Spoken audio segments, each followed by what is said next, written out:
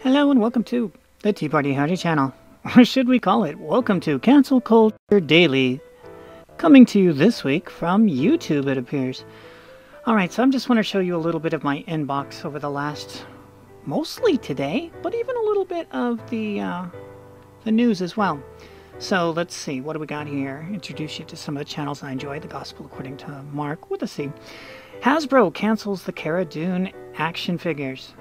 Okay, canceled. So popular these days. What do we have here?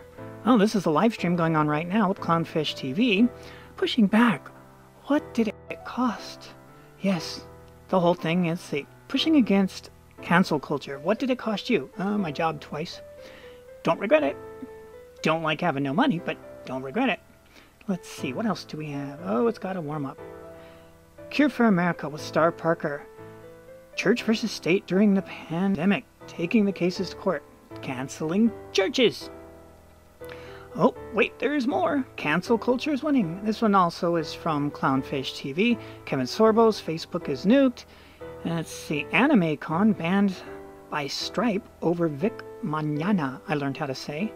You know, it's so funny because like everybody knows him from anime, and yeah, I know him as Captain Kirk, so there you go. All right, we go on. Gina Carono canceled. Yeah, a lot of people are covering that story. She even made it into the mainstream news with that one. This was Tim Pool, also known as Timcast on this channel.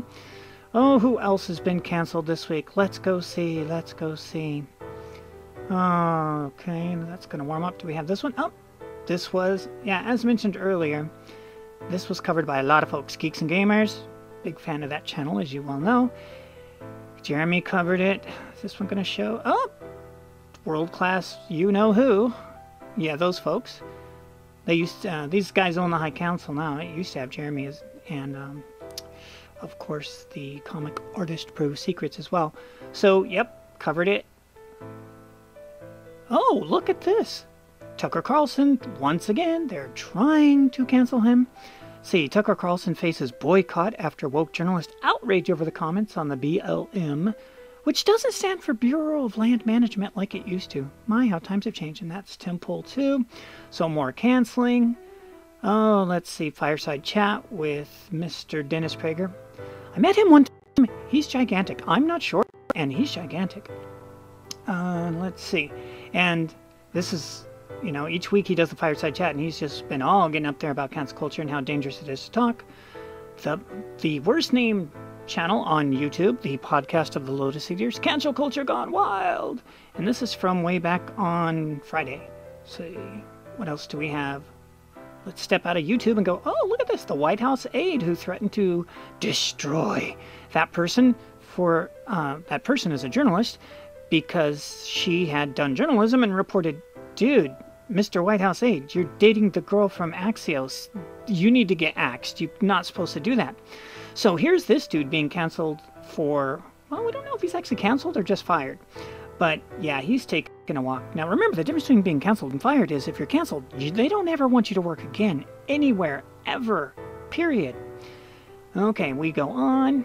The former New York Times chief, Jill Abramson, says that the reporter who used the naughty word did not hurt readers. You see, there's this fellow that works over at, used to work over at the New York Times, and I don't want to get into the whole story because it's a big old ball of wax, but he went on a camping trip that was paid for by these seriously rich kids to go down to Peru. I told you it was an expensive camping trip. And he was recounting a story and saying, hey, if you use this word, it's bad, and blah, blah, blah. And now he's been doing this job forever, like 20-some years. He's an expert reporter, blah, blah, blah, and even he got axed. So half of the people in the New York Times are like, why are we firing the best of the best? Because, you know, that's what it means to be the best of the best. So that's what's going on over at the New York Times. So even the lefties are getting, like, gobbled up by this. And just as a side note, the use of the N-word. The idea that we say N-word, if you are not of the darker skin persuasion, is kind of the foundation of this cancel culture. The idea that we've set aside this double standard to say, hey, you sports people, hey, you rap star people, hey, you music people, hey, you people that have darker skin, you can use that word till the cows come home. And many of them do, But if anybody else doesn't, we will chop your head off. Metaphorically, of course. Well, that's the beginning of cancel culture. You can do it, but I can't do it. And there you go. So you can see how this all, using this instead of the actual word, like so many do, you could point to that as one of the focal beginnings of cancel culture in the modern world. Things have only gotten heated up since then. What else do we have? Oh, yes, the New York Times editorial board earlier today said Trump is guilty. Yeah, well, the Senate said no, he's not. And so he's not. But the point is, they're still trying to cancel him. How's that working out? It's going to be so funny if he wins in 2024 and I just don't know how, though. Not because of him, but because America needs a new name. America very much needs a new name. You can't, as I made the example before in other videos, and I'll do it again because it's important. When you have 27,000 armed military protecting the swearing in of the most popularly elected in history, wink, wink, wink, person to president, and you put enormously high fences with steel razor wire at the top. Yeah, that's not done in free countries with free and open democratic elections. So if you think that's America, and you think all of this cancel culture is America, no, America needs a new name, because America didn't do that. You can think back to 3 years ago when you could say whatever you wanted on social media. You could say almost whatever you wanted at work. Now people are living in constant fear. Is there anybody else that's in danger? Well, the Bachelor host, he just got chucked. Mr. Bachelor host Chris Harrison is stepping aside following a backlash over racism controversy. Yep. So it doesn't matter if you're on the left or the right, or even if you're in the center, or if you think you're keeping your nose clean, because they are coming for you. What about the lawyer for Mr. Donald J. Trump? His home has been vandalized. Several of the lawyers that have worked for Trump have all come under the cancel culture banner where they attacked them. As this fellow points out, they came after him, they came after his entire family, and they are trying to destroy his business. That's why it's called cancel culture. It used to be called blacklisted. My house was attacked, Van der Veen said on Fox News Saturday. To answer your question, my entire family, my business, my law firm are under siege right now. I don't really want to go into that, though. So, this is what we're talking about. America's going to need a new name. This did not happen in the land of the free and the home of the brave. There was no canceling churches because the state said so, like Star Parker is talking about and fighting. There was no canceling of lawyers because you voted for the wrong person. You're trying to help the wrong person. Americans didn't do that. So, since we're doing that, we ain't Americans anymore. I don't know what we are, but we're not Americans. We already have Stasi in our villages and in our homes, just like they had on East Germany instead of West Germany. And where do you go now? That Cuban fellow who did that speech at the Republican National Convention, and he said, if America elects Biden and goes the direction that he wants it, and it is, and way further left than he even hinted at, then where do you go? What country is left? Where's the land of the free? And it's like, well, it happened and it did, and we don't know. So let me close with this, because yesterday was Abraham Lincoln's birthday. It would have been so fun. I wanted to make a video about it so bad because I taught a lesson on it, and all the stuff I'm alluding to now, it goes into detail. But I had to do the lesson for my students, so I didn't have time to make the video. So sorry, guys. It would have been awesome. I could do it now, but because I have the Monday off, but that's President's Day, and that's Washington, and that's a whole different thing. So anyways. From whence shall we expect the approach of danger? Shall some transatlantic military giant step the earth and crush us at a blow? Never!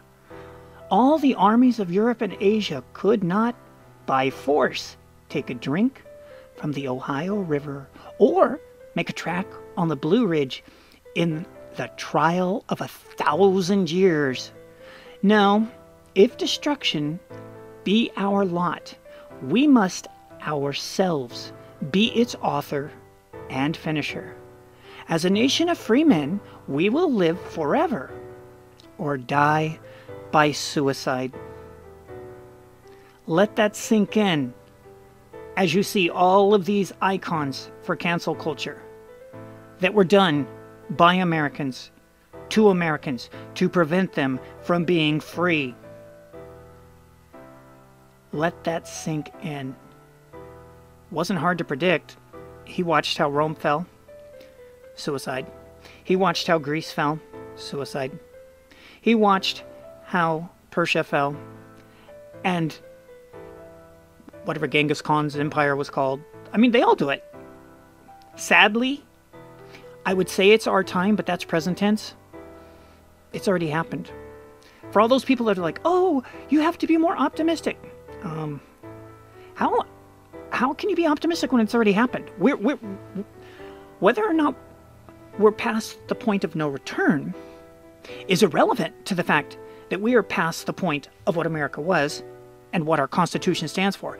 You had today 7 Republicans vote to say that impeachment of a president now, even though it doesn't say so in the Constitution, now means impeachment of a former president.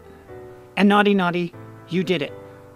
Now, you can go back to Andrew Johnson, the fellow that replaced Abraham Lincoln, ironically, and when he was the first guy to get impeached. And that was all the way to the borderline of 75%, because you have to have 75% of the Senate to impeach. And they did it so, because remember, it's a political thing. It's not a real trial. It's a political trial. So they didn't kick him out of office by 1 vote. And, you know, it's no different than the Super Bowl in the idea of a win's a win, baby. You either are impeached and kicked out, or you're not. And it doesn't matter if it's by 1 or if it's by all of them. Lazy history doesn't cover that. Lazy history is like, nope, he stayed. Yeah, that's how lazy history works. You know, for me, the greatest basketball experience of my life, because it was the only time I was really into it, because a friend of mine was really into it, was the Phoenix Suns versus the Chicago Bulls. And if you remember way back in the early 90s, when they were fighting each other in the championship, they had game after game after game go into double overtime. Phoenix wanted to win so bad, and they fought so hard, and they lost. Lazy history shows the Bulls won that series. You have to get into the weeds to know they had to fight like they've never had to fight before or after. Did it. But that's not lazy history. Lazy history. Wins win. They beat the Suns. Thanks for watching. We'll see you in the future.